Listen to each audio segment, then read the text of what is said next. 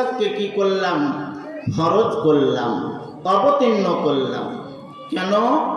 ওয়ারিসাউ শাআতুকুম, আল্লাহ তাবারক ওয়া তাআলা বলছেন যাতে তোমার অঙ্গ প্রত্যঙ্গগুলো, গুপ্ত তোমার লজ্জা স্থানগুলো যাতে হেফাজতে থাকে, এই জন্য আমি তোমার জন্য আমি কি করলাম? পর্দাকে ফরজ করলাম, অবতীর্ণ করলাম। ব্রাদার ইসলাম, মা বোনেরা আমার, তাহলে পর্দার কতটা গুরুত্ব! সহিহ বুখারীর হাদিস, আল্লাহ রাসূল হযরতে জুবাইরকে বলছেন, জুবাইরের মা একদিন একটা রাস্তা দিয়ে জোরে করে হেঁটে যাচ্ছেন।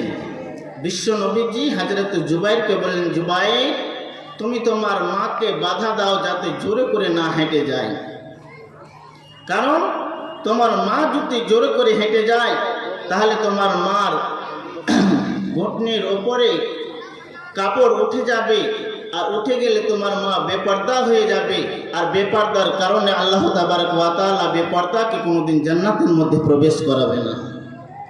বিশ্ব নবীজি হযরতে জুবাইরকে বললেন, জুবাইর, যাও যাও, তোমার মাকে জোরে হাঁটতে বাধা দিয়ে দাও। কেন বললেন? মা এবং বোনেরা আমার, আপনারা ভালো করে শুনেন। কারণ হচ্ছে আল্লাহ তাবারক ওয়া তাআলা নবীজি বলেছেন, একটা মহিলার কাপড় ঘাটনোর নিচে থাকবে, আর একটা পুরুষের কাপড় প্যান্ট লুঙ্গি তার ঘাটনোর ওপরে থাকবে। বিশ্ব নবীজি বলেছেন, কোনো ব্যক্তি যদি ঘাটনোর নিচে কাপড় প্যান্ট পরে যদি চলে, কিয়ামতের দিন আল্লাহর নবীজি বলেছেন, আল্লাহ তাবারক ওয়া তাআলা তিন শ্রেণীর লোকের দিকে আল্লাহ রহমতের দৃষ্টিতে তার দিকে তাকাবেন না। আল্লাহ রহমতের নজরে তার দিকে তাকাবে না। তার মধ্যে হচ্ছে যে ব্যক্তি প্যান্ট পরে, ঘাটনোর নিচে প্যান্ট পরে চলাফেরা করে, সে ব্যক্তির দিকে আল্লাহ তাবারক ওয়া তাআলা রহমতের নজরে দিয়ে তাকাবে না। ব্রাদার ইসলাম, মা বোনেরা আমার, ইতিহাসের মধ্যে চলেন। ইতিহাস, আল্লাহ তাবারক ওয়া তাআলা ইতিহাসকে বললেন, আপনারা ইতিহাস পড়ে দেখেন, আম্মুজান আয়েশারা, সাহাবা মাজমাইনরা, তাবিঈনরা তাদের জীবনটাকে কিভাবে আল্লাহর পথে, আল্লাহর হুকুম আহকাম রিসালাতের পথে চলেছে। আম্মুজান আয়েশা ইহরামের অবস্থায় একটা জায়গাতে অবস্থান করলেন। সেখান থেকে সে রাস্তা দিয়ে একটা আজনাবী লোক, অপরিচিত লোক সে রাস্তা দিয়ে চলে যাচ্ছে। আম্মুজান আয়েশা সঙ্গে সঙ্গে একটা কাপড় নিয়ে তার মুখটাকে ঘিরে দিলেন।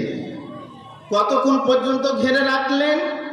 যতক্ষণ পর্যন্ত লোকটি 1 মাইল 2 মাইল না গেলেন, ততক্ষণ পর্যন্ত আম্মুজান আয়েশা বলছেন, আমি অতক্ষণ পর্যন্ত কাপড়টাকে নিচে রাখলাম না। কেন রাখলেন? কেন কাপড়টাকে মুখ দিয়ে ঢেকে দিলেন? আম্মুজান আয়েশা বললেন, আমি এই জন্য ঢাকলাম আমার মুখটাকে, কারণ হচ্ছে যখন আমার দিকে সেই আজনাবী লোকটি, সে অপরিচিত লোকটি যখন তাকাবে, আর যখন তাকাবে তার দৃষ্টি যখন আমার দিকে আকর্ষণ করবে, তখন মনে মনে ভাববে, আম্মুজান আয়েশা এতটা সৌন্দর্য ছিল, এতটা লম্বা ছিল, এতটা বেটে ছিল, এতটা মোটা ছিল, যখন আমাকে নিয়ে তার সমালোচনা হবে, একের ওপরে যখন আলোচনা হবে, হতে পারে আমার কথা নিয়ে যখন তারা আলোচনা করবে, আর সে আলোচনাটা যদি আল্লাহর আরশের উপরে যায়, আর আল্লাহ রব্বুল আলামিন যদি আমার উপরে নারাজ থাকে, আমি আম্মুজান আয়েশা কোনোদিন জান্নাতের মধ্যে প্রবেশ করতে পারবো না। ব্রাদার ইসলাম, মা বোনেরা আমার, কান খুলে শুনেন। আজ আমরা আমাদের মা বোন আমাদের মেয়ে ছেলেকে বেহাইয়ার মতন রাস্তাতে রাস্তাতে বাজারে ঘাটে মুখ খুলে, শুধু মুখ খুলে নয়, তাদের যে চুল সমস্ত সব খুলে আজ বাজারের বেহাইয়ার মতো আমরা কি করছি, আমাদের মা বোনদেরা চলাফেরা করছি। বিশ্বনবীজি বললেন পর্দাটা কত গুরুত্বপূর্ণ কথা বললেন।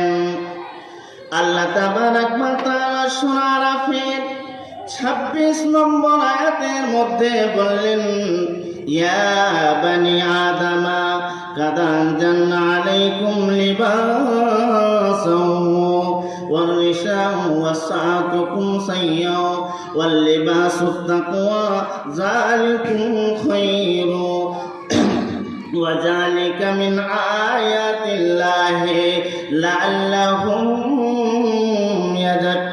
يذكرون। আল্লাহ তাবারাক ওয়া তাআলা এই আদম সন্তানকে কেন্দ্র করে বললেন, আদম সন্তান রে, তোমরা ভালো করে শুনে নাও, হে আদমের সন্তানেরা, আমি তোমাদের উপরে তোমাদের লিবাসকে, তোমাদের পোশাককে আমি অবতীর্ণ করলাম, যাতে তোমাদের সরঙ্গগুলোকে, তোমাদের লজ্জা স্থানগুলোকে যাতে তোমাদের কন্ট্রোলে রাখতে পারো, হেফাজতে রাখতে পারো।